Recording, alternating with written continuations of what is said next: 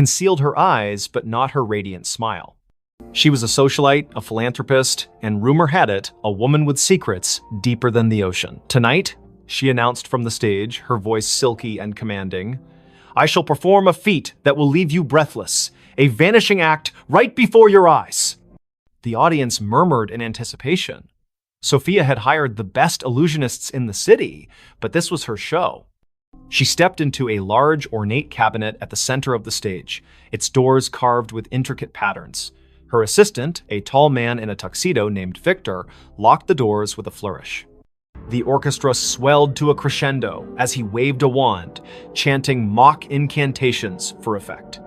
Then, with a puff of smoke and a flash of lights, Victor swung the doors open. The cabinet was empty, the crowd gasped, then erupted into applause. But as the cheers died down, something felt off. Sophia didn't reappear. Victor scanned the stage, his confident grin faltering. "Ladies and gentlemen, a round of applause for Sophia," he called, but there was no sign of her. Minutes turned into hours. The party ground to a halt as guests searched the ballroom, the hallways, even the gardens outside. Police were called, statements taken. She just vanished. One guest stammered to Detective Harlan Reed, who arrived with his notepad and a skeptical frown. Harlan had seen his share of pranks and publicity stunts, but this felt different. No trapdoors, no hidden compartments. The stage had been inspected thoroughly. Harlan interviewed Victor first. It was supposed to be a simple illusion, the assistant insisted, sweat beading on his forehead. She steps into the cabinet, slips out the back through a panel, and hides in the wings. But when I checked, she wasn't there. The panel was still sealed. Next was Sophia's best friend, Elena, who clutched a champagne flute like a lifeline. Sophia was acting strange all week. She kept talking about escaping the illusions of life. I thought it was just her poetic nonsense, but last night she gave me this. Elena handed over a small antique locket. Inside was a faded photograph of a woman who looked eerily like Sophia, dated 1923. Harlan's interest piqued. He delved into Sophia's background. Born into wealth, she had traveled the world, collecting oddities, ancient artifacts, books on the occult. Her mansion was filled with mirrors that seemed to reflect impossible angles, clocks that ran backward. Whispers among her staff spoke of nights when shadows moved on their own. As the investigation deepened, Harlan uncovered a family legend. Sophia's great-grandmother, Isabel Laurent, had vanished in 1923 during a similar gala at the same hotel. Witnesses swore she stepped into a mirror and never came out. The case was unsolved, dismissed as a hoax, but Sophia had been obsessed with it, spending fortunes on psychics and historians. That night, Harlan returned to the ballroom alone. The lights were dim, the stage empty. He approached the cabinet, running his fingers over its carvings. They depicted swirling portals, figures dissolving into mist. On impulse, he opened the doors and stepped inside. The air grew cold, a whisper brushing his ear. "Find me." He spun around, but the doors had shut. Panic surged as the world blurred. When he burst out, the ballroom looked different. Dustier, the chandeliers tarnished. A newspaper on the floor read, 1923 Gala Mystery, Hostess Disappears. Harlan's heart raced. This wasn't possible. He rushed to the mirror at the back of the stage, the same one from the old photographs. In its reflection, he saw not himself, but Sophia, her hand outstretched. "The veil is thin here," her image mouthed silently. "I've been waiting." Sophia's vanishing wasn't an act, it was a curse. The Laurent women were bound to a temporal loop, pulled into echoes of the past during moments of high emotion. Isabel had discovered it first, trying to break free but trapping herself.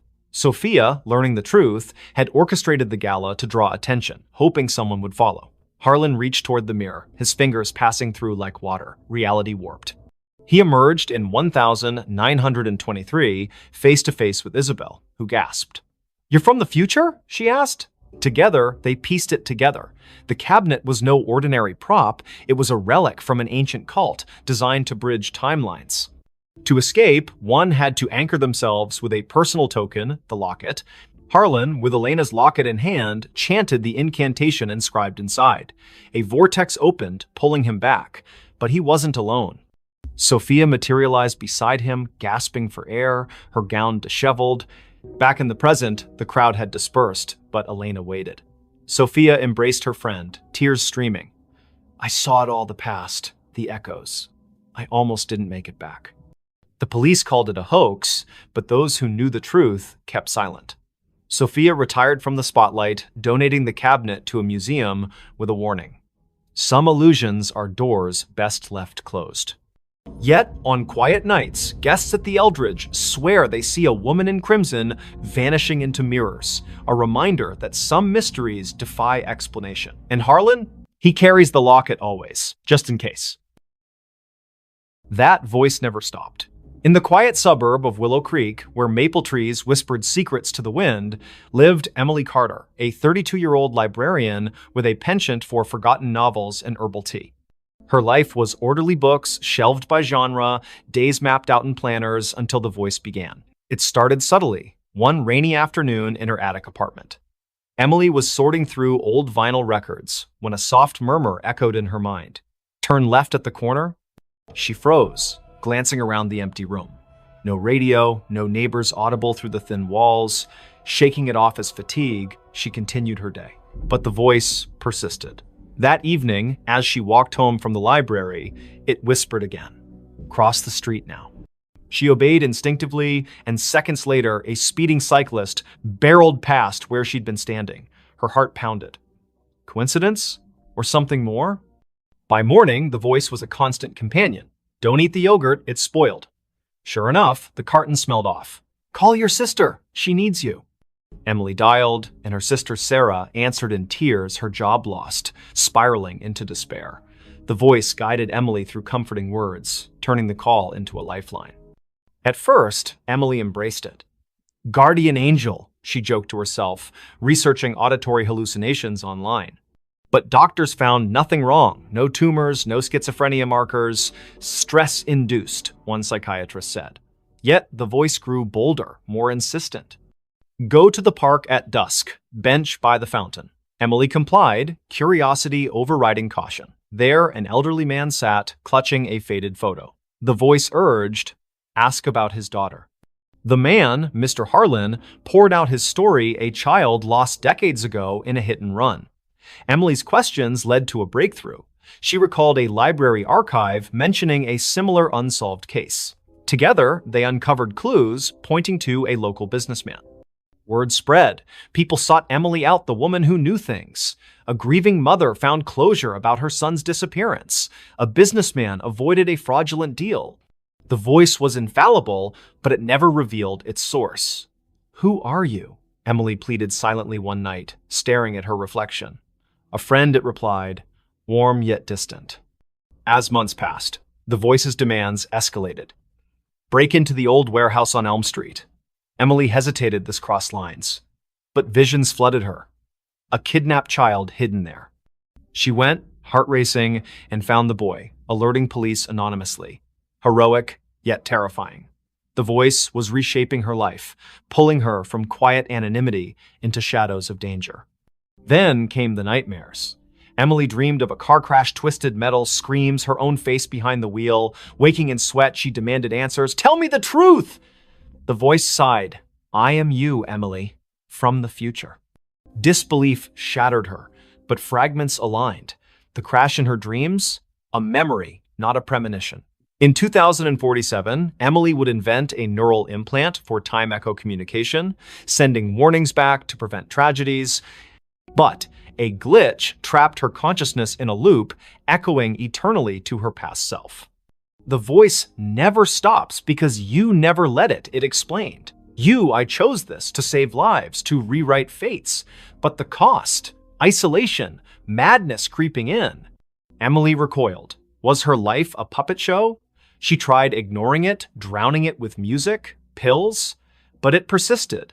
Save the girl on the bridge tonight. Defiant, she stayed home. The next day's news. A suicide off the Willow Creek Bridge. Guilt crushed her. Resigned, Emily accepted her fate.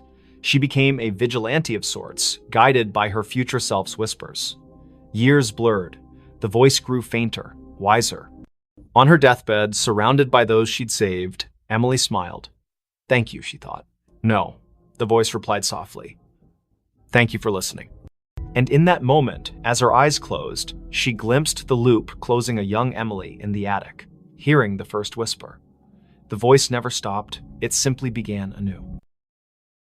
The house that was never on the map. In the fog-shrouded hills of rural Vermont, where GPS signals faltered and old paper maps yellowed in glove compartments, stood a house that defied existence. Dr. Elias Thorne, a cartographer by trade, discovered it by accident during a surveying trip in the fall of 2023. His equipment glitched near Blackwood Forest, a blank spot on every digital map, an oversight on the antiques.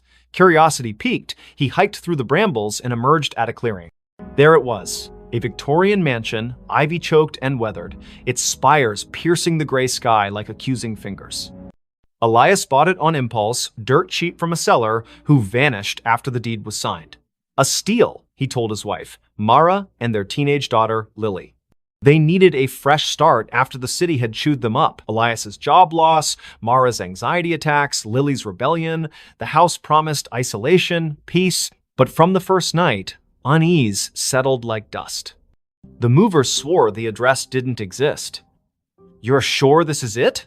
one asked, eyeing the overgrown path. Inside, the room smelled of damp earth and forgotten whispers. Elias laughed it off, but Lily found the first anomaly.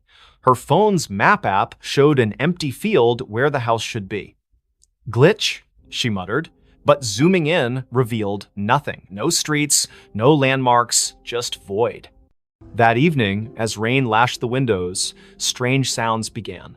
Not creaks or groans, but echoes, faint conversations from empty rooms, like recordings of lives long past. Mara heard children's laughter in the attic, though the stairs led to a bricked-up wall. Imagination, Elias dismissed, burying himself in his maps. He spread them across the dining table, marking the house's location obsessively. But no matter how he plotted coordinates, the ink bled, lines curving away as if repelled. Lily explored the basement first. Flashlight in hand, she descended creaking stairs into a labyrinth of cobwebbed shelves. Amid dusty crates, she found a leather-bound journal dated 1897. The entry spoke of a builder, Harlan Crow, who constructed the house as a sanctuary from the world's gaze. But later, pages devolved into madness. The walls shift. Doors open to nowhere. It hides us from maps, from reality itself. The last entry, we are not alone. The others, they never left. That night, Lily dreamed of shadows peeling from the walls, forming humanoid shapes that whispered her name. She woke to find her bedroom door ajar, leading not to the hallway, but to a mirrored corridor stretching infinitely. Panicking, she slammed it shut. In the morning, it was normal again. Bad dream, she told herself, but bruises on her arms suggested otherwise. Elias noticed changes too. Rooms expanded or contracted overnight. The kitchen, once cozy, now felt cavernous, echoes amplifying every footstep. He measured it, dimensions impossible, defying Euclidean geometry. Non-Euclidean spaces, he murmured, recalling Lovecraftian tales. Mara found solace in the garden, but the flowers wilted under her touch, petals curling like screams. The horrors escalated. One evening, during dinner, the lights flickered. When they stabilized, Lily was gone. Elias and Mara searched frantically upstairs, basement, outside, no trace. But from the vents came her voice, faint and distorted. "Help, it's pulling me in." They tore at wallpaper, revealing older layers beneath. Faded drawings of trapped figures, hands pressed against invisible barriers. Elias delved into local lore at the town library. Blackwood Forest had a history of disappearances dating back centuries. Settlers spoke of a fold in the world, a place where reality thinned, swallowing the unwary. Harlan Crow, it turned out, was an occultist who built the house on a ley line, intending to escape creditors and enemies by making it unfindable. But the ritual backfired, anchoring the house in a liminal space, a pocket dimension that fed on inhabitants. That night, Mara vanished too. Elias heard her screams from the attic, now inexplicably accessible. He climbed, finding a room filled with mannequins posed in frozen agony faces, twisted, eyes hollow. One wore Mara's necklace. No, he gasped, backing away. The door sealed behind him. Alone, Elias confronted the truth. The house wasn't on maps because it wasn't fully here. It existed in the cracks between worlds, luring souls to sustain itself. Whispers surrounded him now. Voices of the lost, including Lily and Mara, begging for release. He tried to leave, but the front door opened to the same foyer, looping eternally. In desperation, Elias burned his maps in the fireplace. Flames roared, illuminating shadows that coalesced into forms Crow and his victims, their eyes pleading. "Join us!" they chorused. As the fire died, Elias felt himself fading, his outline blurring like erased ink. Search parties combed Blackwood Forest for weeks, but found no house, no family. The Thorn disappearance became another legend, whispered in town. Yet, on foggy nights, hikers swear they glimpse a mansion in the trees, one that vanishes when approached, forever unmarked, eternally hungry. Police found something under the bed. The call came at 3:17 a.m., shattering the quiet of Willowbrook's police station. Officer Rachel Hayes, bleary-eyed from a double shift, grabbed the radio. "Disturbance at 42 Maple Lane. Dispatch crackled. Neighbor reports screams. Possible domestic." Rachel exchanged a glance with her partner, Officer Tom Carver. They'd patrolled this sleepy suburb for years. Nothing ever happened on Maple Lane. The house was a modest two-story, its porch light flickering like a dying star. Rachel knocked, but no one answered. The neighbor, Mrs. Clancy, stood across the street, clutching her robe. "It was a woman's scream," she whispered. Then silence. The porters. They're quiet folks. Something's wrong. Tom jimmied the lock, and they stepped inside. The air was thick, stale, with a faint metallic tang. The living room was pristine, couch cushions fluffed, a muted TV playing infomercials. Rachel's flashlight swept the staircase. "Police!" she called. No response. Upstairs, the master bedroom door was ajar. Rachel nudged it open, her hand on her holster. The bed was unmade, sheets tangled like a struggle had occurred. A bedside lamp lay shattered on the floor. Tom checked the closet empty. Rachel crouched, peering under the bed. Her breath caught. "Tom, get over here." Beneath the bed frame, scratched into the hardwood, was a crude pentagram, its lines smeared with something dark and sticky. In its center lay a bundle, wrapped in a stained blanket. Rachel's pulse hammered as she reached for it, expecting a body.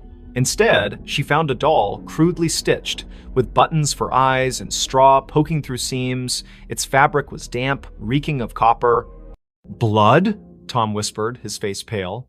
Rachel nodded, bagging the doll as evidence. The radio crackled back up, was 10 minutes out. But the house felt alive, its silence oppressive. A faint scratching came from the walls, rhythmic like claws on wood. They searched the rest of the house. In the basement, they found Polaroids scattered across a workbench, images of the Porters, Claire and David, smiling at first, then progressively gaunt, eyes hollow. The last photo showed Claire staring blankly, her hands clutching the doll. Scrawled on the back, "It sees us." Rachel's skin prickled. "We need to find them," she said. But Tom pointed to the ceiling. The scratching had moved upstairs. They ascended cautiously, following the sound to the guest room. The door was locked. Tom kicked it open, revealing a small space with a single window, curtains billowing despite no breeze. On the floor lay David Porter, his throat slashed, eyes wide in frozen terror. Claire was gone. Blood trailed from the body to the bed, where the mattress sagged oddly. Rachel lifted it. Underneath, carved into the box spring, was another pentagram, this one larger, its lines pulsing with a faint red glow. The scratching stopped. A whisper slithered from the shadows. "You found me." Tom stumbled back, his gun shaking. Rachel's flashlight flickered, plunging them into darkness. When it snapped back on, the room was empty, David's body gone. Only the doll remained, now lying in the pentagram's center, its button eyes glinting. "Rachel, we need to go," Tom urged, but she couldn't move. The doll's head twitched, turning toward her. A giggle echoed, high and childlike, though no child lived here. The walls seemed to breathe, closing in. Rachel grabbed the doll, intending to secure it, but it burned her hand, leaving a blistered mark. Backup arrived, flooding the house with lights and voices, but the evidence was vanishing. The pentagram under the bed was gone, the floor pristine. The doll in Rachel's evidence bag was now just a pile of ash. The photos in the basement? Blank. David's body never reappeared, and Claire remained missing. The official report called it a domestic dispute gone wrong, but Rachel knew better. She couldn't sleep. The giggle followed her home, echoing in her apartment. One night, she woke to scratching under her own bed. Heart pounding, she looked, nothing. But her flashlight caught a faint outline, a pentagram, freshly carved, with a single button eye in its center. The next morning, neighbors reported a scream from Rachel's apartment. Police found her bed empty, sheets tangled. Underneath, a new doll lay, its face stitched to resemble Rachel, its eyes wide and unblinking. The case was closed, another disappearance in Willowbrook. But late at night, officers swear they hear scratching from the evidence room where the doll sits, waiting. She came home, but it wasn't her home. Clara Vance stepped off the Greyhound bus in Hollow Pines, Vermont, her boots crunching on the frost-dusted gravel. It was November 2025, and after a decade in Chicago chasing dreams that crumbled into barista shifts and unpaid bills, she was back. The town hadn't changed. Same sagging general store, same church steeple piercing the fog. Her childhood home, 17 Birch Road, waited at the edge of town, a two-story relic her mother left her when she passed last year. Clara hadn't been back since the funeral. The key turned stiffly in the lock, the door groaning as if reluctant. Inside, the air was stale, heavy with dust and memory. Clara dropped her duffel bag, expecting the familiar. Creaky floorboards, faded floral wallpaper, her mother's knitting chair by the fireplace. But something was off. The furniture was rearranged chairs, angled wrong, the sofa pushed against the wrong wall. A faint smell of lavender lingered, though her mother hated floral scents. Jet lag, Clara muttered, rubbing her eyes. She'd driven through the night to catch the bus. Exhaustion could play tricks. She climbed the stairs to her old bedroom, unchanged since she was 16, band posters, a chipped vanity mirror, her old sketchbooks. She collapsed onto the bed, the springs squeaking, and drifted into uneasy sleep. A sound woke her soft footsteps pacing downstairs. Clara froze, heart thudding. She lived alone. Hollow Pines was too small for break-ins. Grabbing a flashlight from her bag, she crept to the landing. The living room was empty, but the knitting chair rocked gently, as if someone had just stood. "Hello?" And she called, her voice swallowed by the house's silence. The footsteps resumed, now from the kitchen. Clara followed, flashlight beam shaking. The back door was ajar, swaying in the wind. She locked it, chalking it up to forgetfulness, but as she turned, her reflection in the kitchen window caught her eye. It didn't move when she did. Her face smiled faintly, then vanished. Clara's scream stuck in her throat. She bolted upstairs, barricading herself in her room. The house felt alive, its walls humming with a low, unnatural pulse. She called the sheriff, but the line crackled, a woman's voice whispering, "You shouldn't be here," before going dead. Morning brought no relief. The furniture had shifted again, now mirrored perfectly, as if the house were a reflection of itself. Clara's sketchbooks, once filled with charcoal landscapes, now held drawings of a woman who looked like her but wasn't.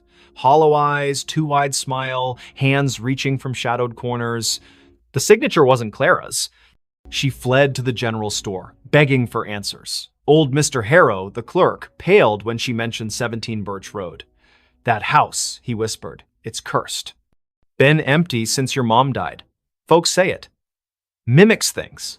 People. Places." He told of a girl in the 1950s, Abigail, who vanished after moving in. Locals swore they saw her afterward, but she was wrong. Her smile too sharp, her eyes too dark. Clara laughed it off small-town superstition, but dread gnawed at her. Back at the house, she found a trap door under the rug, one she'd never seen as a child. It led to a basement, damp and cold, its walls etched with spiraling symbols that pulsed faintly under her flashlight. At the center stood a cracked mirror, twice her height. In it, Clara saw not herself, but the other woman, her doppelganger, wearing Clara's clothes, mimicking her movements with a delay, like a lagging video feed. "This is my home now," the reflection mouthed, voice echoing in Clara's skull. She stumbled back, tripping over a box of her mother's things. Inside was a diary, pages brittle.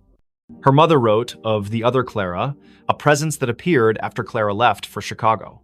She walks my halls, wears my daughter's face. I locked the mirror, but she's breaking through.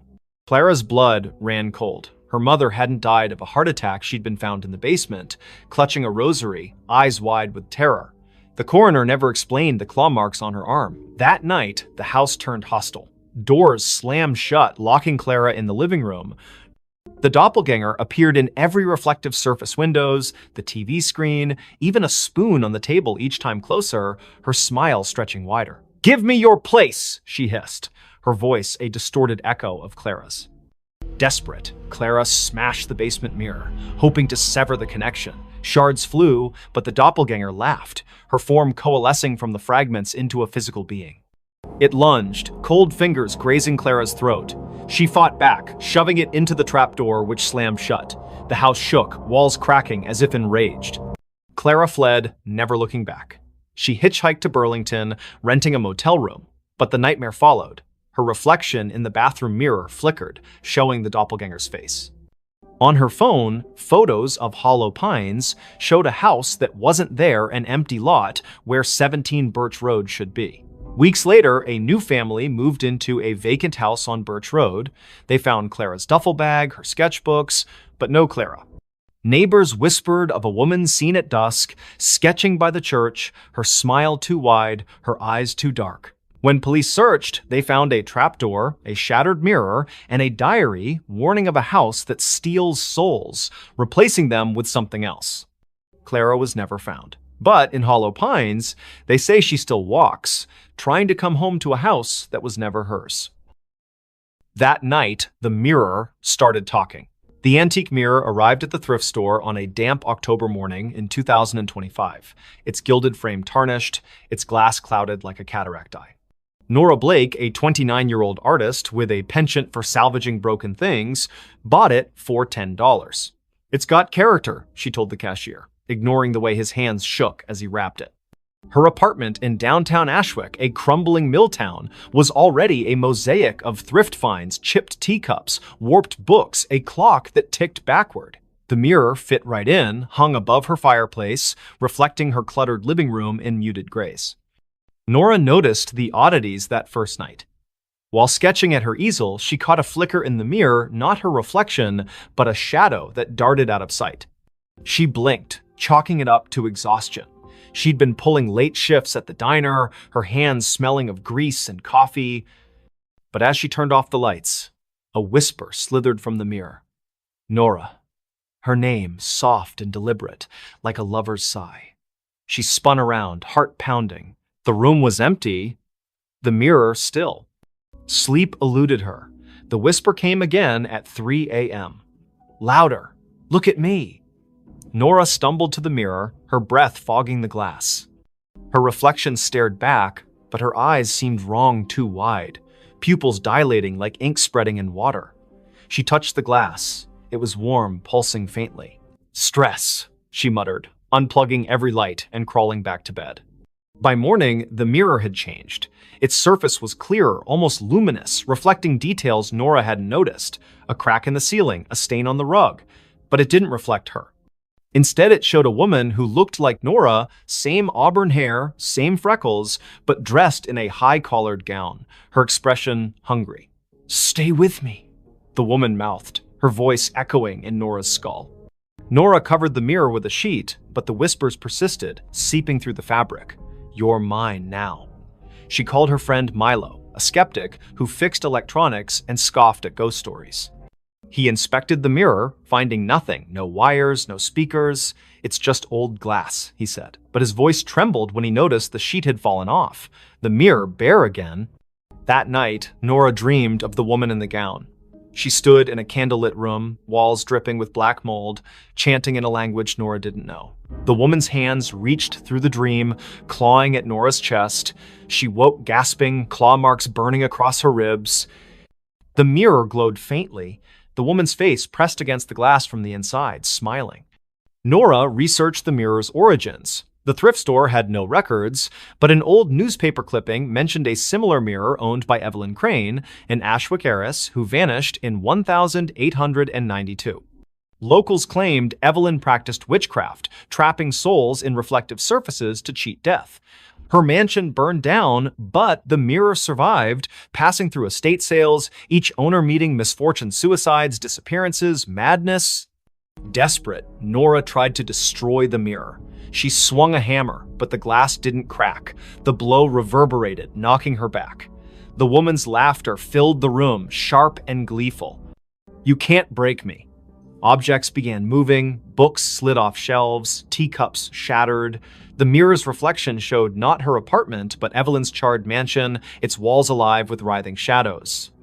Milo returned, pale but determined, with a priestess from a local Wiccan group. She burned sage, chanting protections, but the air grew heavy, the temperature plummeting.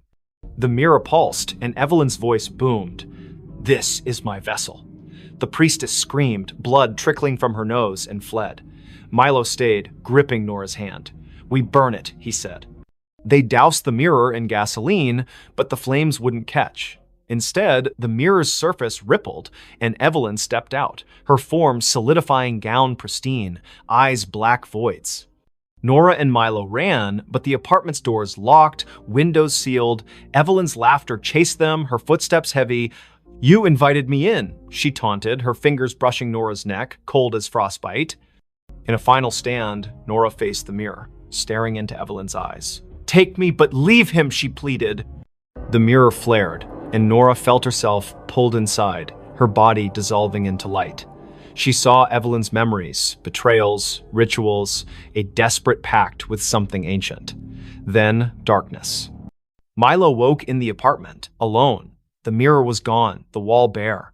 Nora's sketchbooks lay open, filled with drawings of Evelyn's face. Police searched, but Nora was another Ashwick disappearance. Milo kept quiet, fearing disbelief, but he never returned to the apartment. Months later, a new tenant hung a cheap mirror above the fireplace. That night, it whispered, "Look at me."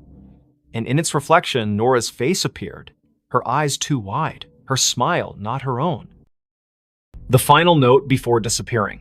In the sleepy coastal town of Greyhaven, where the Atlantic's waves whispered secrets to the cliffs, the old lighthouse on Widow's Point stood abandoned.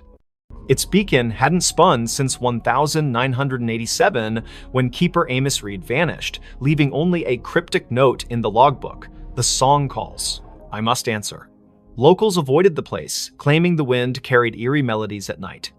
But for Lena Harper, a 34-year-old composer with a faltering career, the lighthouse was a last chance to find inspiration. Lena arrived in October 2025, renting a cottage near the cliffs. Her symphony, meant to revive her reputation, was due in a month, but her mind was blank. Haunted by failures and a recent divorce, the lighthouse, looming against the gray sky, felt like a muse. She ignored the townsfolk's warnings, superstitions about siren songs and missing keepers. "It's just an old tower," she told herself, hauling her violin and notebook up the spiral stairs. The interior was frozen in time. Rusted lanterns, a cracked logbook, and a gramophone in the keeper's quarters, its needle poised over a warped record. Lena set up her recorder, hoping to capture the ocean's rhythm for her score. That night, as fog smothered the coast, she played her violin, the notes echoing off the stone walls. Then, faintly, another melody answered a haunting, wordless hum that seemed to rise from the sea. Lena stopped, her bow trembling. The hum continued, weaving through her own music, both beautiful and wrong, like a lullaby sung by something ancient. She checked her recorder. It had caught the sound, clear and unnervingly human. "Wind through the cliffs," she reasoned, but her skin prickled. The gramophone needle twitched, spinning the record without power. The hum grew louder, now a voice. "Play with me." She fled to the cottage, locking the door. Sleep brought nightmares, shadows with liquid eyes, hands pulling her toward the waves. By morning, her recorder was blank, the haunting melody erased. Desperate for answers, Lena visited the town library, finding records of Greyhaven's lost. Since the lighthouse was built in 1843, 7 keepers had vanished, each leaving a note about a song. The last, Amos, was found days before his disappearance, wandering the cliffs, muttering about her voice. Lena's obsession grew. She returned to the lighthouse, playing her violin to lure the voice. It came stronger, singing in a language she didn't know, yet understood. Finish the song and join us. Her fingers moved unbidden, composing a melody that felt like it belonged to someone else. She scribbled it down a single page, titled The Final Note. It was perfect, her masterpiece, but writing it left her drained, her reflection in the lantern room's glass pale and unfamiliar. That night, the lighthouse shook. The gramophone blared, its record spinning backward, spewing distorted wails. Lena's score glowed faintly on the table, the ink shifting, forming symbols that pulsed like a heartbeat. The voice was inside now. You're mine.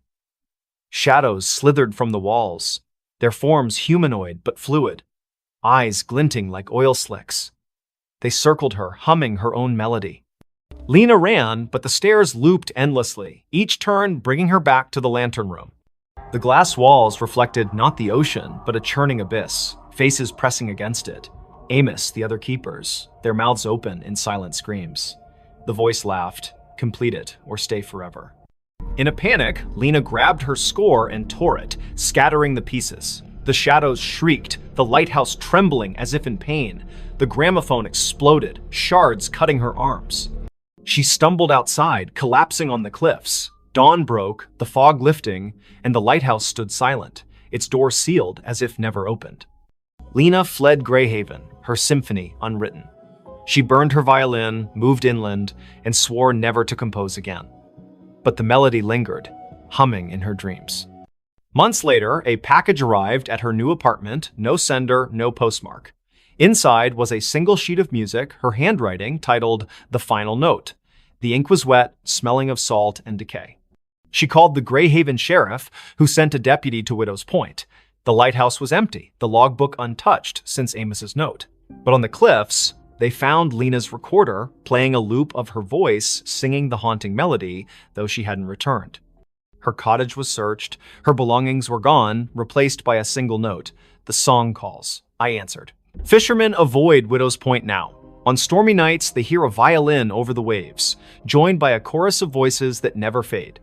The lighthouse remains dark, but some swear its beacon flickers briefly, illuminating a figure at the edge of the cliff, playing one final note before disappearing into the sea. The hiker saw something he wasn't supposed to see.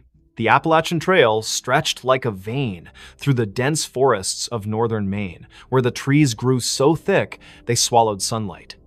Ethan Caldwell, a 28-year-old photographer with a taste for solitude, hiked its lesser-trodden paths in September 2025. His goal was simple: capture the untamed beauty of the wilderness for a freelance gig. His backpack held a Nikon, a journal, and enough supplies for a week. He didn't expect company. Most hikers avoided this stretch, spooked by rumors of missing campers and strange lights in the woods. By the third day, Ethan was deep in the forest, miles from any road. The air was crisp, scented with pine and damp earth. He set up camp near a nameless creek, its water black under the canopy. As dusk fell, he noticed an oddity. His compass spun lazily, refusing to settle. Cheap gear, he muttered, relying on his map instead.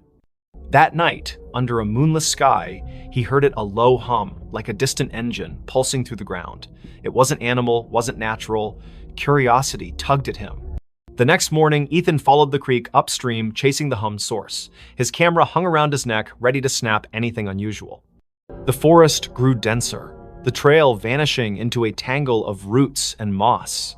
Then he saw it, a clearing, unnatural in its perfection, as if the trees had been pushed back by an invisible force. At its center stood a structure, a stone arch, weathered and covered in glyphs that seemed to writhe under his gaze. It wasn't on any map, and Ethan had never read of ruins in this part of Maine. He raised his camera, snapping photos. The glyphs glowed faintly, a sickly green, though no light source explained it. The hum intensified, vibrating in his chest. Through the arch, the air shimmered like heat rising from asphalt, showing glimpses of a different forest darker, with twisted, leafless trees. Ethan stepped closer, his lens capturing the anomaly. That's when he saw her. A figure stood just beyond the arch, humanoid but wrong too tall, limbs too long, its face a blur of shadow. It didn't move, yet Ethan felt watched, his skin crawling as if ants marched beneath it. He lowered the camera, and the figure was gone. But when he checked the viewfinder, it was there, closer. Its face now a featureless void with pinprick eyes. His hands shook as he backed away, the hum now a deafening drone in his skull. Ethan ran, branches clawing at his face. His compass was useless, spinning wildly. The forest seemed to shift, paths looping back to the clearing no matter which way he turned. Panic set in as night fell, the hum replaced by whispers his name, spoken in a voice that wasn't human. "You saw," it hissed, echoing from every tree. He stumbled into his campsite, only to find his tent shredded, his journal open to a page he hadn't written. You weren't supposed to see. Desperate, Ethan checked his camera. The photos of the arch were gone, replaced by images of himself hiking, sleeping, eating, taken from angles that meant someone or something had been watching him for days. The last photo showed him standing before the arch, the figure behind him, its long fingers brushing his shoulder. He hadn't felt a thing. He fled toward the nearest ranger station, 20 miles south, using the stars to navigate. But the forest fought him. Roots tripped him, shadows moved against the wind. At dawn, he found a stream and followed it, hoping for salvation. Instead, it led back to the clearing. The arch loomed larger now, the glyphs pulsing red. The figure stood within, motionless, its void face fixed on him. "Join us," the whispers urged, now a chorus. Ethan's legs buckled, his vision blurring. He saw flashes, other hikers, campers, their faces frozen in terror, pulled through the arch into that other forest. His camera grew heavy, the strap tightening like a noose. He tore it off, smashing it against a rock. The whispers screamed, the arch flaring bright enough to burn his eyes. Ethan ran blindly, collapsing hours later near a logging road. A trucker found him, incoherent, babbling about an arch and eyes in the dark. Rangers searched, but found no clearing, no structure. Ethan's camera was gone, his journal blank except for that one scrawled note. Doctors diagnosed exposure and trauma, but Ethan knew better. He moved to a city, avoiding forests, but the whispers followed, faint at first, growing louder each night. You can't unsee. Months later, a hiker found a single photo wedged in a tree on the Appalachian Trail, a grainy shot of Ethan standing before a stone arch, his face pale, eyes wide. Behind him, a figure loomed, its fingers on his shoulder. The hiker burned the photo, fearing it would follow him too. But in Greyhaven's bars, they still talk of the arch that appears to the lost, and the things that watch from the other side, waiting for those who see what they shouldn't. The phone rang, but it wasn't plugged in. In the small town of Coldwater, Maine, where winter clung to the streets like a bad memory, Sarah Klein moved into the old duplex on Sycamore Street in December 2025. She was 31, a graphic designer fleeing a toxic relationship and a city that felt suffocating. The duplex was cheap, its faded wallpaper and sagging floors a small price to pay for solitude. The landlord, a nervous man named Mr. Greeley, handed her the keys with a warning. Don't mind the quirks, old houses creak. Sarah nodded, eager to unpack and start over. The first quirk appeared on her second night. She was sorting boxes in the living room when the phone rang, a shrill, brassy jangle from an ancient rotary phone on the kitchen counter. Sarah froze. The phone's cord dangled unplugged, its end frayed and caked with dust. She approached it, the ringing growing louder, insistent. Hesitating, she lifted the receiver. Static crackled. Then a voice, low, garbled, neither male nor female, whispered, "You're not supposed to be here." The line went dead, the phone cold in her hand. Sarah checked the cord again. No outlet, no connection. She laughed nervously, blaming stress. She'd been sleeping poorly, haunted by dreams of her ex's voice echoing in empty rooms.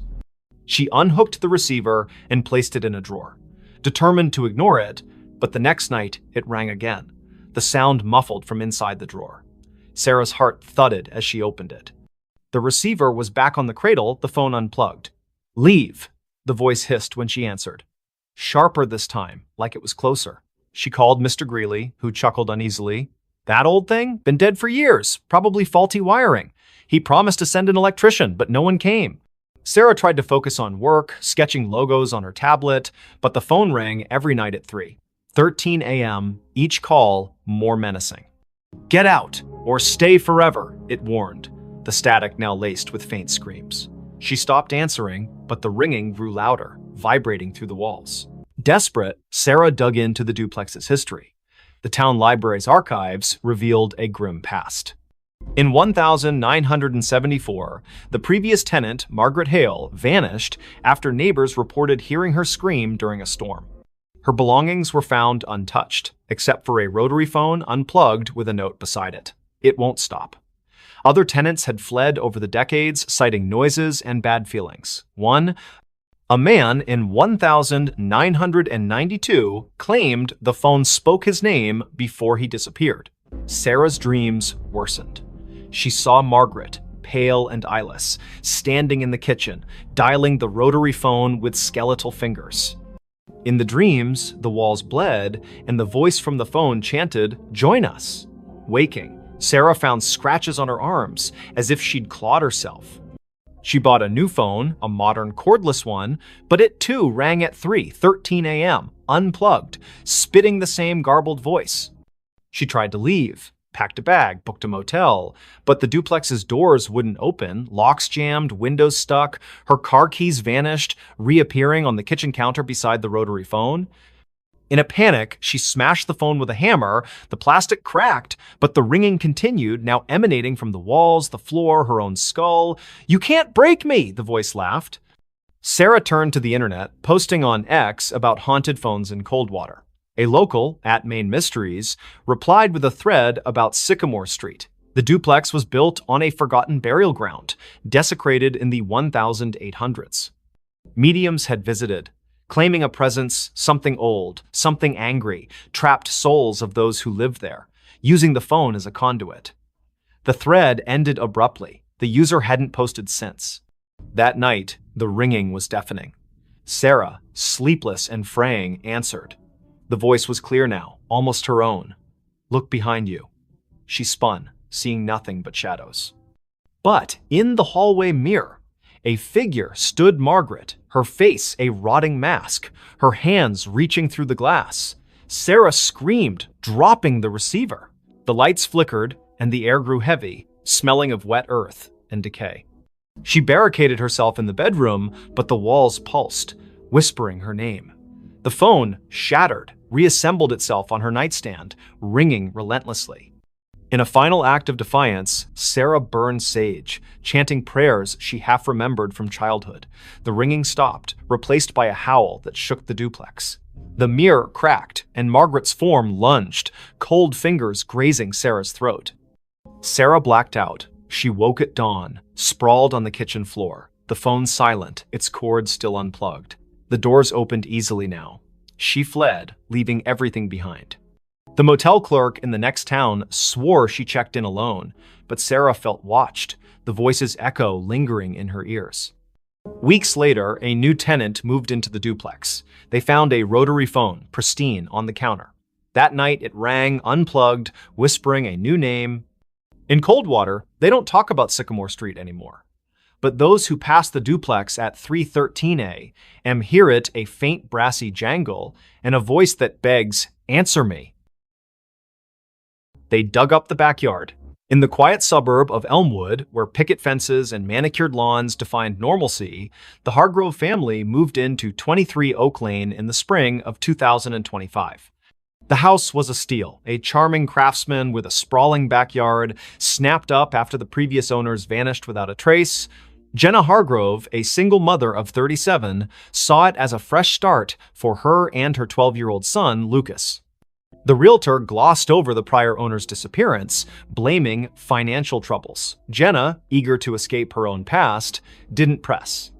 The backyard was Lucas's favorite part. Overgrown with wildflowers and shaded by an ancient oak, it begged for exploration. He wanted to build a treehouse, so Jenna hired a local landscaper, Mr. Polk, to clear the tangle of weeds and level the ground. Polk, a grizzled man with eyes like chipped flint, hesitated.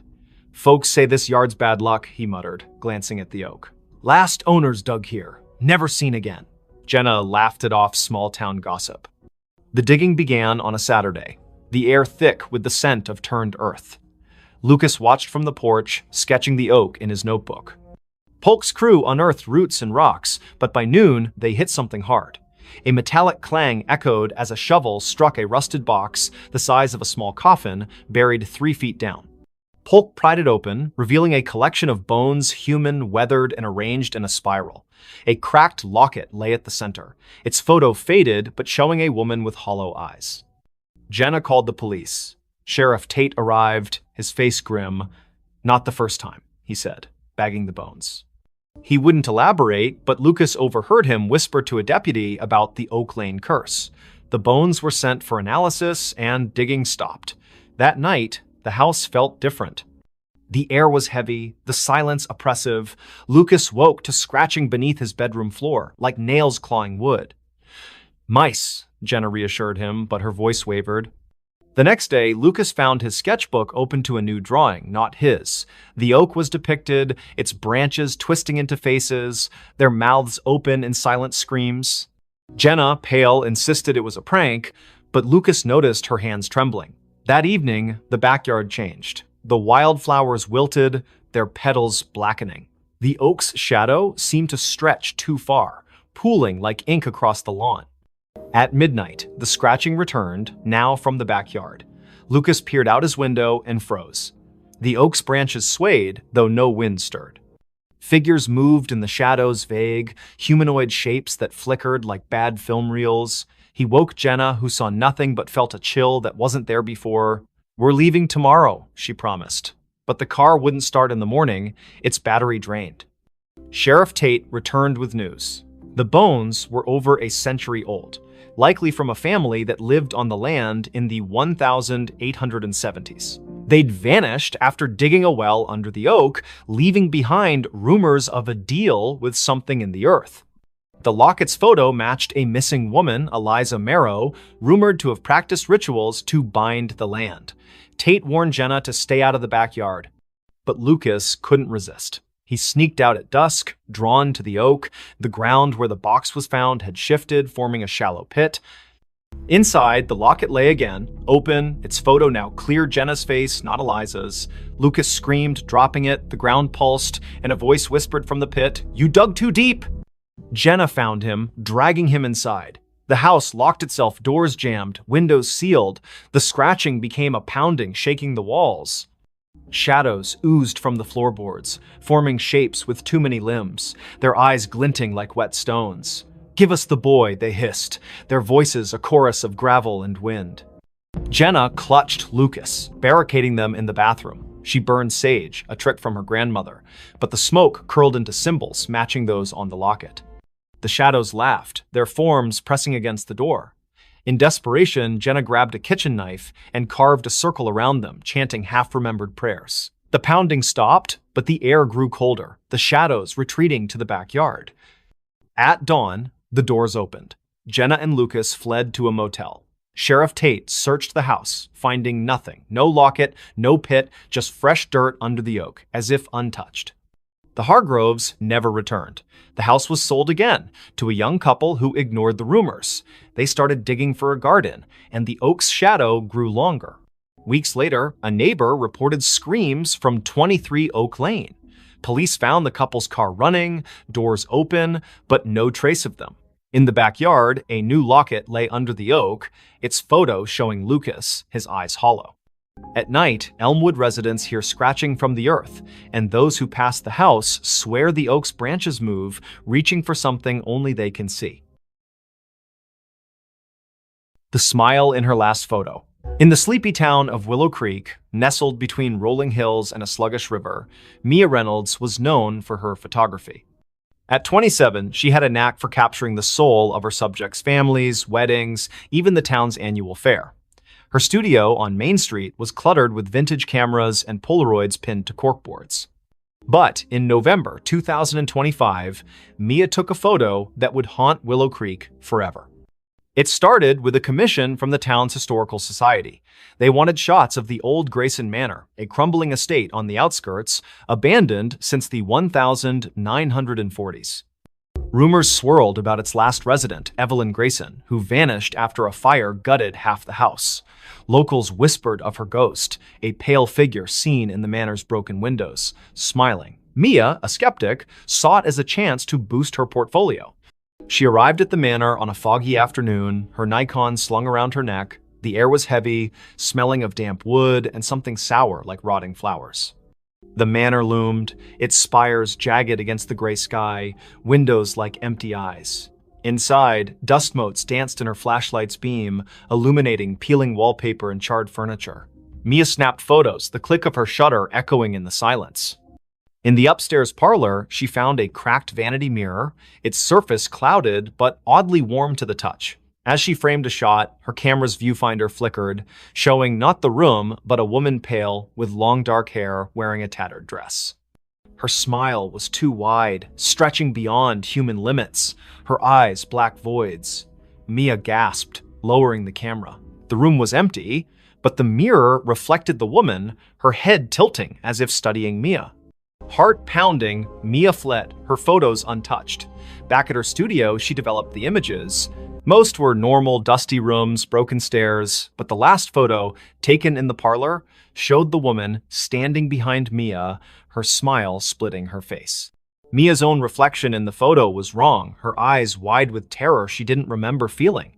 She burned the print, but the image lingered in her mind, that smile searing itself into her dreams. That night, her studio phone rang, though the line had been disconnected for months. Static crackled, followed by a voice, soft, feminine, giggling, "You saw me." Mia yanked the cord from the wall, but the ringing continued, now from her cell phone, then her laptop, then nowhere, and everywhere. She locked the studio and ran home, but the giggling followed, echoing in her apartment's walls. Mia confided in her friend Caleb, a librarian with a passion for local history. He dug into Grayson Manor's past, uncovering Evelyn's story. In 1943, Evelyn, a recluse, was suspected of occult practices. Neighbors reported strange lights and chants from the manor. The night of the fire, Evelyn was seen smiling through the flames, unharmed, before vanishing. Her last photo, taken days earlier, showed that same unnatural smile, her eyes black as ink. Caleb warned Mia to stay away, but she couldn't. The manor pulled her back, her camera heavy in her hands. She returned at dusk, the air colder, the manor darker. In the parlor, the mirror glowed faintly, and the woman Evelyn stepped out, her form flickering like a bad signal. "Take my picture," she whispered, her voice in Mia's skull. Mia's hands moved against her will, snapping a photo. The camera burned her fingers, and the mirror cracked, shards falling like rain. Mia ran, but the manor's doors slammed shut, trapping her. Shadows writhed, forming figures with Evelyn's smile, their mouths stretching impossibly wide. "You're part of me now," they chanted, their voices a chorus of giggles. Mia's camera flashed on its own, each shot showing her own face, morphing, her smile widening, her eyes darkening. Caleb found her car outside the manor the next day, the doors locked, her camera inside. The last photo showed Mia, her face unrecognizable, smiling that same grotesque smile. The manor was empty, no trace of her. Caleb burned the camera, but the giggling followed him home, echoing from every reflective surface, mirrors, windows, even his glasses. Willow Creek sealed the manor, but Mia's photos began appearing around town, tacked to lampposts, slipped under doors. Each showed her with that smile, her eyes black, standing in places she'd never been. Those who kept the photos heard the giggling, saw her in their mirrors. The town stopped taking pictures, afraid of what their cameras might capture. But at night, in Willow Creek's quiet streets, some swear they see Mia smiling, her camera flashing, waiting for someone new to see her last photo. A child's cry in an empty house. In the forgotten outskirts of Dunhaven, a Rust Belt town where factories stood like tombstones, the house at 9 Hollow Road was a local legend. Its windows were boarded, its paint peeled like dead skin, and its yard was a jungle of thorns. No one had lived there since the 1980s, when the Miller family vanished, parents, 2 kids gone overnight. The only trace was a child's shoe found in the attic, stained with something the police never identified.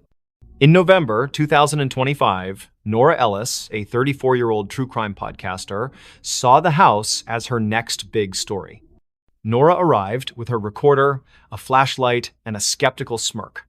Dunhaven's locals warned her away, whispering of cries heard at midnight, lights flickering in empty rooms. "Ghost stories pay the bills," she told her producer over the phone, setting up in the house's foyer. The air was thick, smelling of mildew and something sharper, like burnt sugar.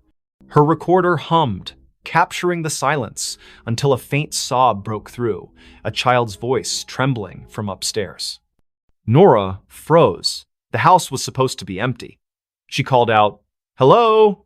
Her voice echoed, unanswered, but the sobbing grew louder, coming from the attic.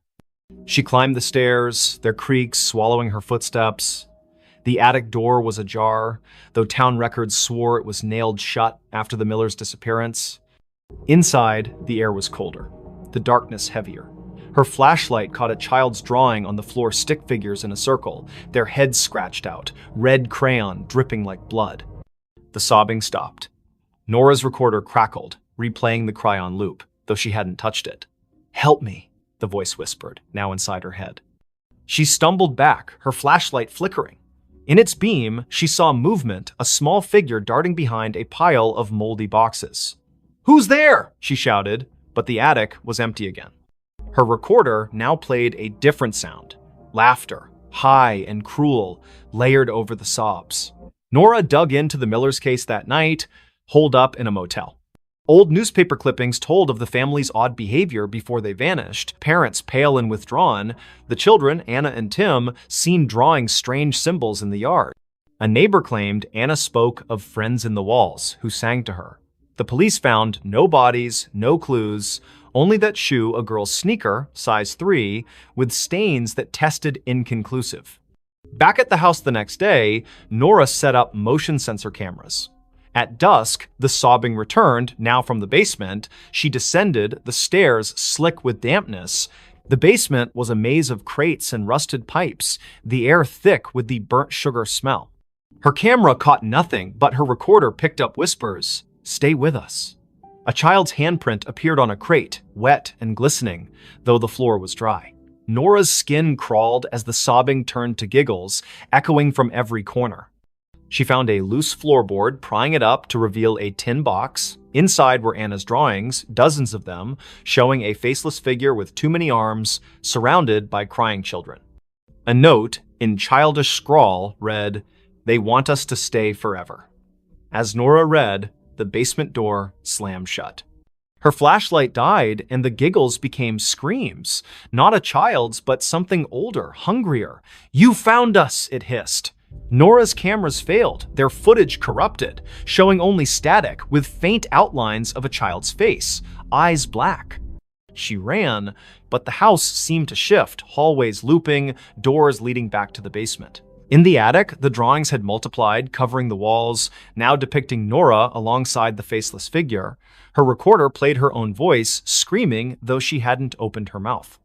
Desperate, she smashed a boarded window, crawling into the thorn-choked yard. The cries followed, now outside, circling her. She stumbled to her car, driving to the motel, but the rearview mirror showed Anna's face, her eyes hollow, her mouth a gaping smile. Nora swerved, nearly crashing, and the face vanished. The next day, she returned with a priest, Father Daniels, who paled at the house's threshold. "This isn't a haunting," he whispered. "It's a trap." He sprinkled holy water, but it hissed, evaporating on the floor. The cries erupted, shaking the walls, and the priest fled, clutching his cross. Nora stayed, recording one last episode. "Whatever took the Millers is still here. It wants me too." That night, Nora vanished. Her car was found at 9 Hollow Road, her recorder inside, playing a loop of a child's cry and her own screams. The house was empty, the drawings gone, but neighbors reported lights in the attic. A new family moved in months later, unaware of the history. Their daughter found a shoe in the attic, Nora's stained with something red. At midnight, they heard it, a child's cry echoing from an empty house, calling them to stay. The elevator never stopped on the same floor. In the heart of Ashwood City, where skyscrapers cast long shadows over neon-lit streets, the Crestview Towers stood as a relic of faded glory. Built in the 1970s, its 30 floors housed a mix of offices, apartments, and rumors of strange happenings. By December 2025, most tenants had fled, spooked by flickering lights and whispers in the halls. But for Riley Tate, a 29-year-old freelance coder scraping by, the cheap rent on the 2021 floor was worth the eerie vibes. Riley noticed the elevator's quirk on her first day. She pressed 22, but the car stopped on 13. A floor marked storage on the panel, its doors opening to a dark hallway lined with rusted lockers. The air was stale, smelling of mildew and something metallic. She jabbed the close button, but the elevator lingered, as if waiting. "Old wiring," she muttered, ignoring the faint hum like a distant voice coming from the corridor. The next day, it happened again. She pressed 22, but the elevator stopped on 7, revealing a dimly lit floor with peeling wallpaper and a child's tricycle tipped over in the hall. No one lived on 7. The landlord, Mr. Voss, a gaunt man with nervous eyes, swore it was vacant.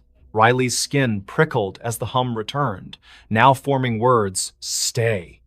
She slammed the close button, her heart racing as the door shut. By the third night, the elevator never reached her floor. She'd pressed 22, but it stopped randomly 15, 9, 26, each floor wrong, each hallway different. Floor 15 had mirrors lining the walls, reflecting not Riley, but a pale figure with her face, eyes black and unblinking. Floor 9 smelled of ash, its walls scorched, with claw marks gouged into the plaster. Floor 26 was freezing, its windows frosted over, showing a city skyline that wasn't Ashwood's jagged alien under a red sky. Riley stopped using the elevator, taking the stairs, but the stairwell was no better. Doors to random floors were unlocked, leading to the same strange halls she'd seen from the elevator. Her phone's GPS showed her at Crestview Towers, but the coordinates flickered, sometimes placing her miles away in an empty field. She called Voss, who dismissed her concerns. "Old buildings creak," he said, but his voice trembled. Desperate, Riley researched the tower's history on X and in the city library. Crestview was built on the site of a 1920s asylum razed after a fire killed dozens. Survivors spoke of an elevator to nowhere, a lift that trapped patients in looping corridors, never reaching their intended floor.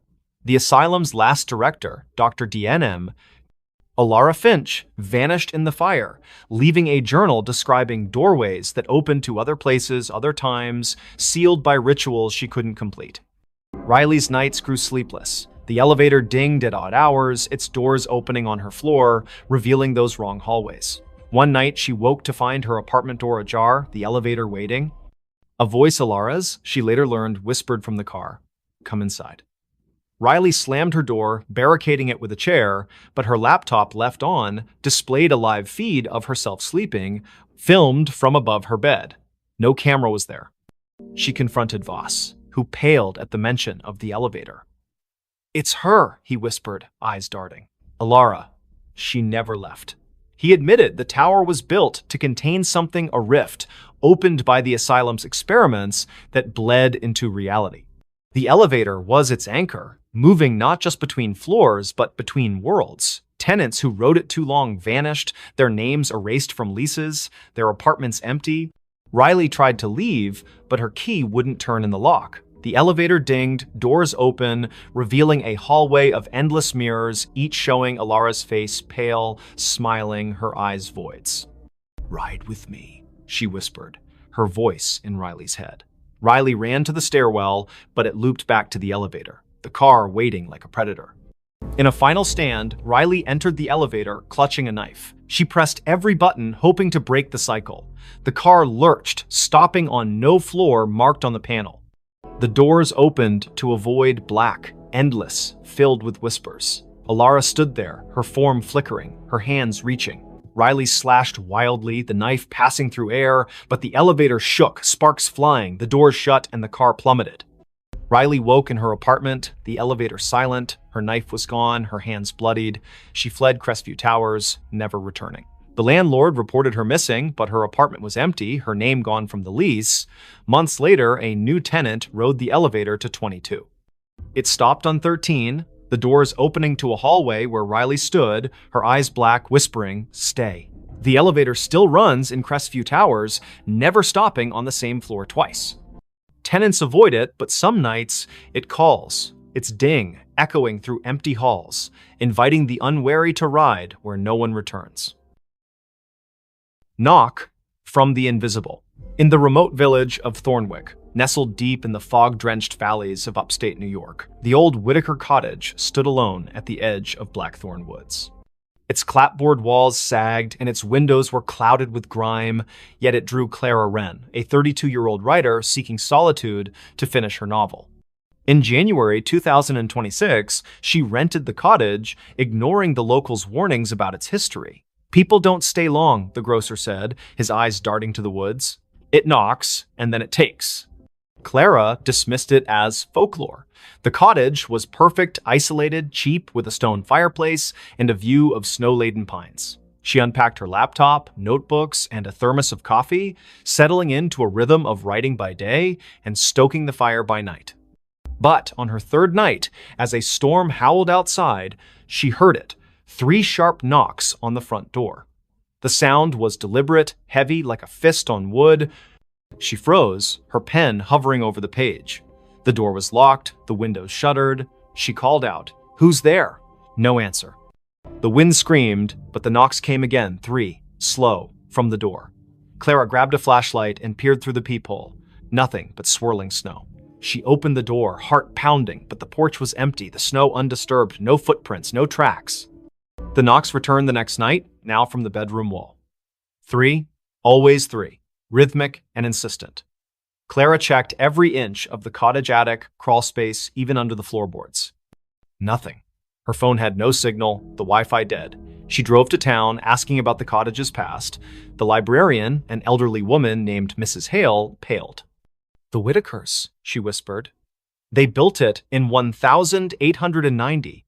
All 5 vanished by 1893. Neighbors heard knocking before each one disappeared. They called it the Invisible." Clara scoffed but bought salt and sage, sprinkling the former around doors and burning the latter, as Mrs. Hale suggested. That night, the knocks moved to the ceiling, louder, shaking dust from the beams. "Let me in," a voice whispered, soft and genderless, seeping from the walls. Clara's flashlight caught movement, a shadow darting across the room, formless yet heavy like a weight in the air. She screamed, barricading herself in the bathroom, but the knocks followed, now inside the mirror, the glass rippling like water. She found a diary under a loose floorboard the next day, its pages brittle, written by Eliza Whitaker. "The invisible comes at night," it read. "It knocks to be let in, but it's already here. It wants a vessel." The last entry was scrawled, "I let it in. God forgive me." Clara's hands shook. The diary mentioned a ritual salt and blood to banish it, but warned of a cost. It takes what you love most. That evening, the knocks were everywhere. Walls, windows, even her laptop screen. The air grew thick, smelling of wet earth and decay. Clara's flashlight died, and the fire dimmed, casting shadows that moved against the light's logic. She poured salt in a circle, pricking her finger to drip blood, as the diary instructed. The knocks stopped, replaced by a wail that shook the cottage, windows cracking. The shadow coalesced, a formless mass with eyes like burning coals hovering outside her circle. "You can't keep me out," it hissed, its voice in her skull. Clara chanted the ritual's words, her voice breaking. The shadow lunged, but the salt flared, repelling it. The cottage trembled, beams groaning as the shadow screamed, dissolving into the floor. Silence fell, heavy and wrong. Clara fled at dawn, leaving everything: laptop, clothes, her unfinished novel. She drove to a motel, but the knocks followed, faint at first, tapping her car's dashboard, then her motel mirror. She burned the diary, hoping to sever the tie, but the ashes formed 3 knocks on the table. Her phone, offline, played a recording of her own voice. "Let me in." Thornwick's sheriff searched the cottage, finding no trace of Clara. Her car was found in the woods, empty, with salt scattered across the seats. Locals say the cottage is quiet now, but at night, hikers hear knocks 3, always 3, coming from the trees. A new tenant moved in, unaware. On their first night, they found a notebook, not Clara's, with a single line. "It's already inside." By morning, they were gone, and the knocks began again, waiting for the next to answer. The woman smiled at her own grave. In the fog-choked town of Grayvale, where the cemetery on Hollow Hill was older than the church itself, the gravestones told stories no one dared repeat. It was March 2026 when Elise Carver, a 30-year-old archivist, arrived to catalog the town's records for a university project. Grayvale's library was a treasure trove of crumbling ledgers, but it was the cemetery that drew her a maze of moss-covered stones, some dating back to the 1700s. Locals avoided it, whispering of a woman seen wandering among the graves, smiling at one in particular. Elise, ever the skeptic, dismissed the tales as rural superstition. She set up in a rented room above the town's only inn, her nights filled with dreams of fog and footsteps. Her first visit to the cemetery was uneventful, her camera snapping photos of weathered epitaphs under a gray sky. But one grave stood out: Margaret Vane, 1894, 1924, taken by the mist. The stone was pristine, untouched by time, its inscription sharp. Elise's fingers brushed it, and a chill sank into her bones, though the air was still. That night, her photos wouldn't load. The camera's screen flickered, showing not the cemetery, but a woman pale, with dark hair and a smile that stretched too wide, standing before Margaret's grave. Elise's heart pounded. She hadn't seen anyone there.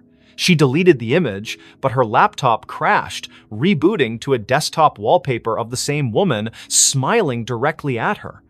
The innkeeper, Mrs. Dowell, noticed Elise's unease at breakfast. "You've been to Hollow Hill," she said, her voice low. "Don't go back. Margaret doesn't like visitors." She spoke of 1924, when Margaret Vane, a recluse, was found dead in her home, smiling, with no cause of death. Days before, she'd been seen at her own grave, digging in the dirt, her smile unnerving witnesses. Since then, those who lingered at her grave vanished, their names added to the cemetery's mistaken stones. Elise, stubborn, returned to the cemetery. The fog was thicker, curling like fingers around the graves. She found Margaret's stone again, now surrounded by fresh dirt, as if someone had dug and refilled it. Her camera clicked, but the lens caught a shadow moving behind her, a woman, her dress tattered, her smile a slash of white.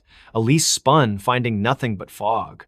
Her recorder, left running, picked up a whisper: "You're mine."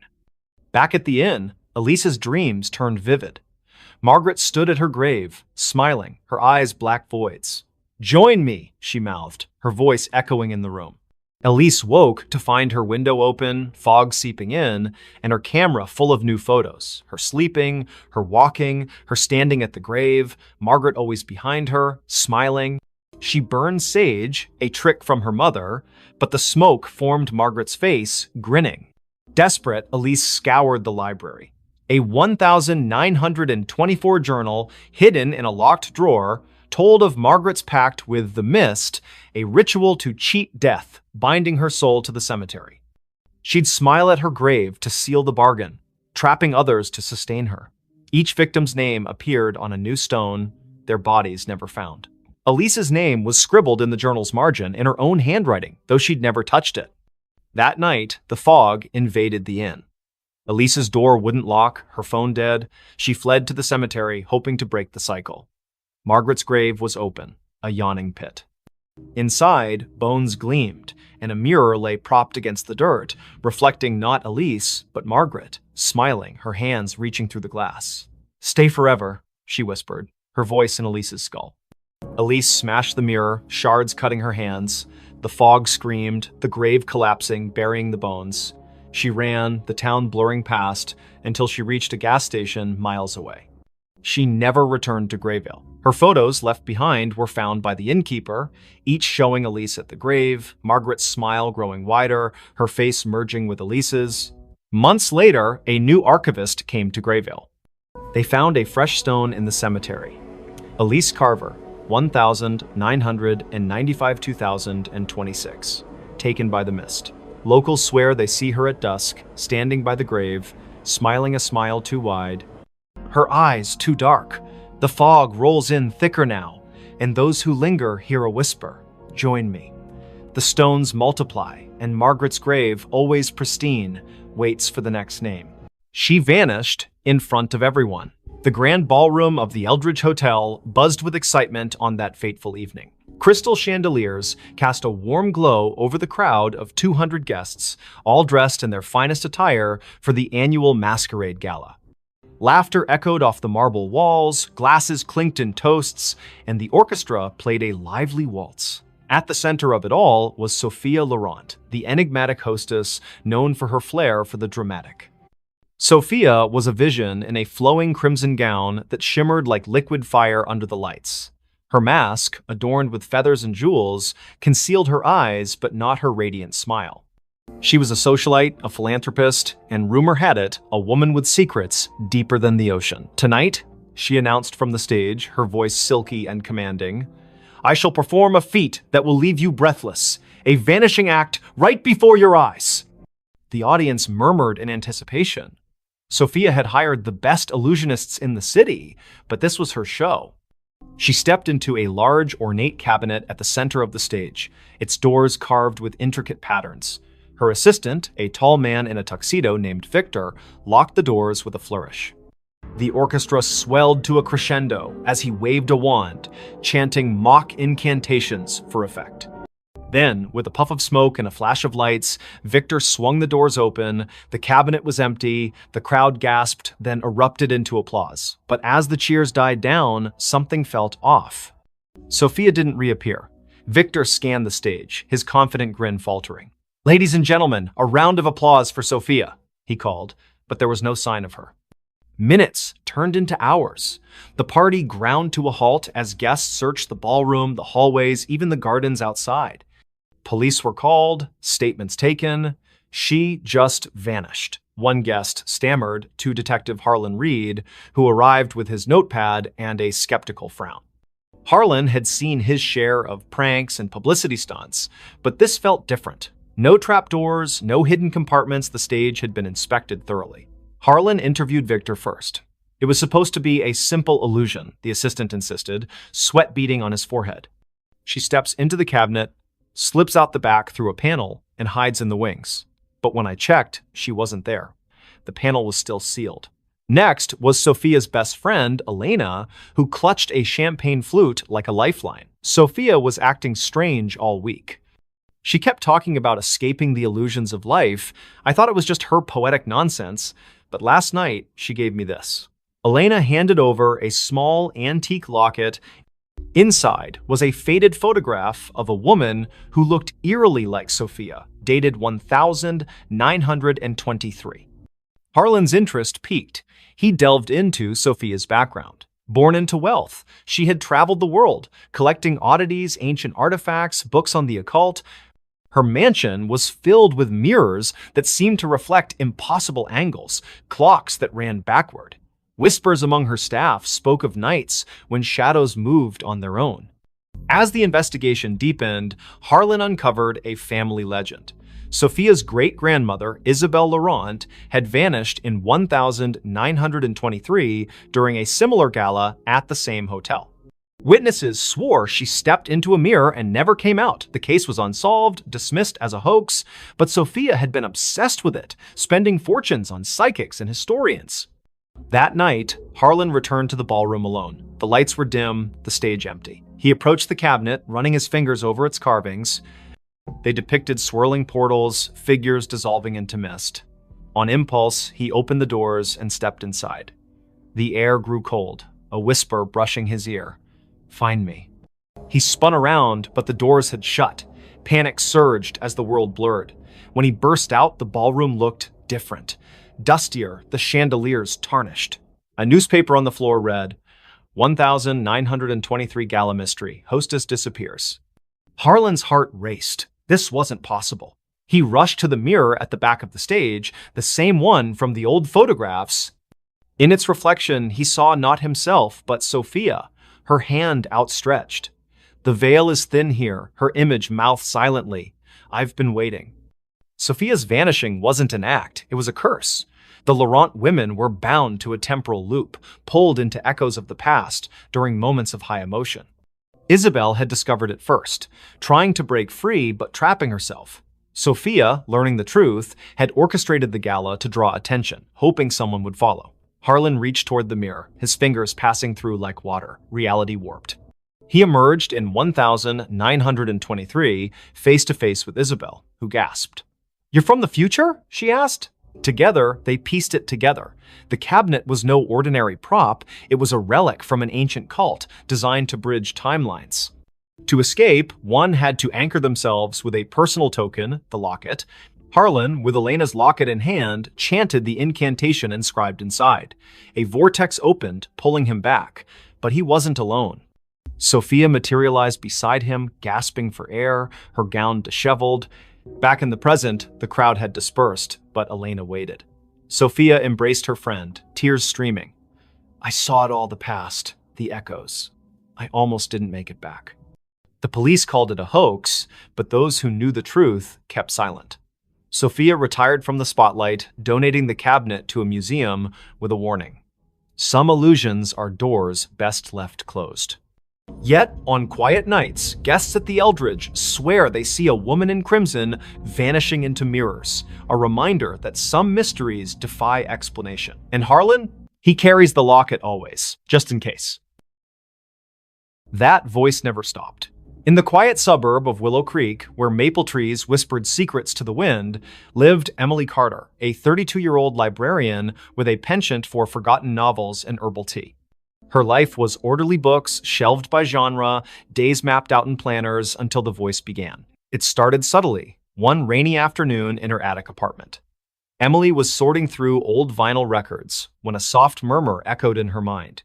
Turn left at the corner. She froze, glancing around the empty room. No radio, no neighbors audible through the thin walls.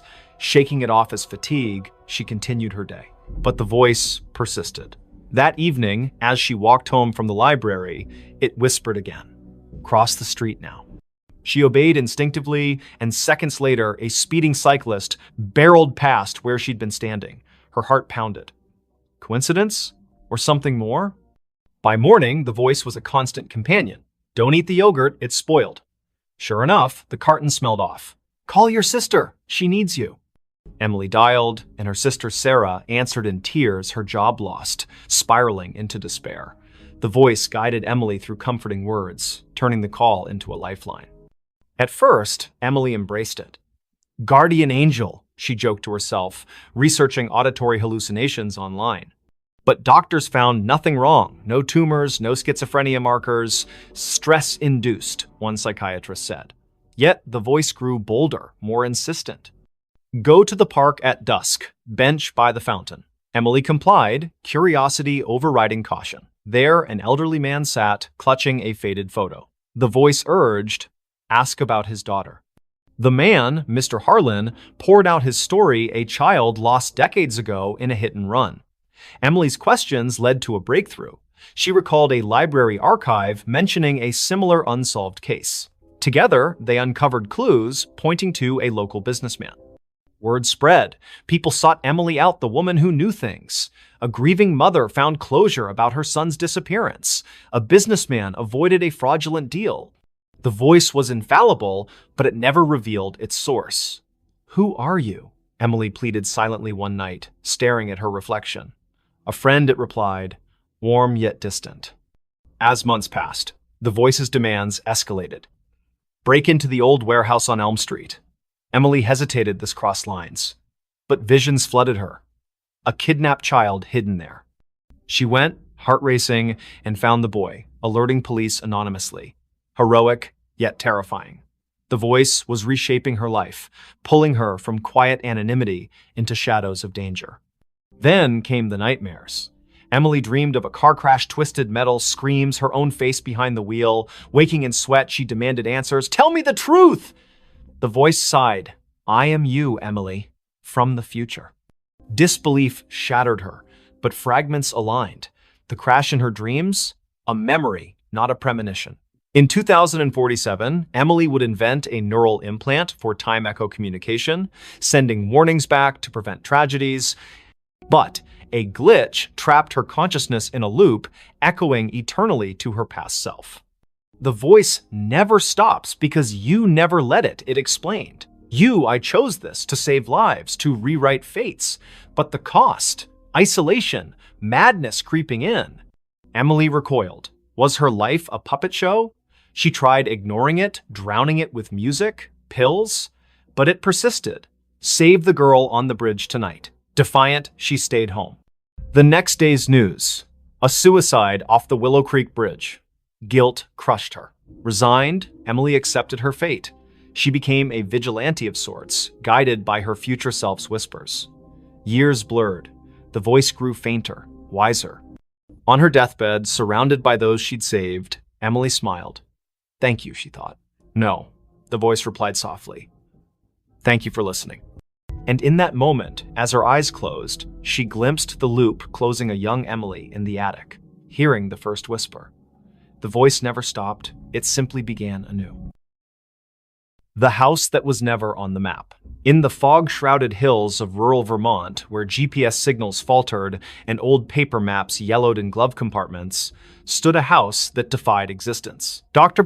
Elias Thorne, a cartographer by trade, discovered it by accident during a surveying trip in the fall of 2023. His equipment glitched near Blackwood Forest, a blank spot on every digital map, an oversight on the antiques. Curiosity piqued, he hiked through the brambles and emerged at a clearing. There it